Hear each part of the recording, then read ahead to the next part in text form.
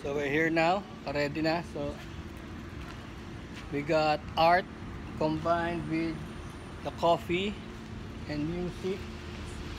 More art around here. And this one, yung bisikleta na nasa logo ko, Terminator 5. Bali pinlano to last year pa. It should be a coffee, tambayan and art.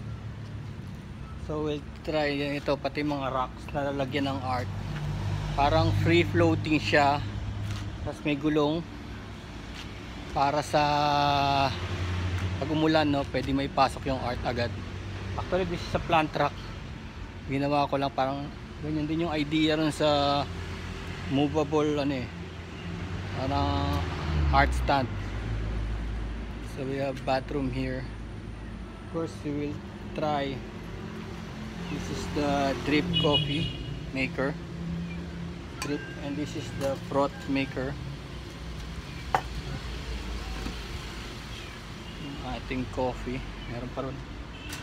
Of course the 3-in-1.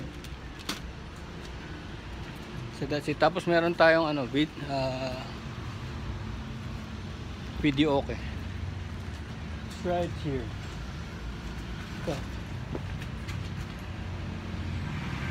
Nilagay ko lahat dito sa harap. Tapos itong gate bubuksan mamaya. Nilagay ko dito sa harap kasi dapat yung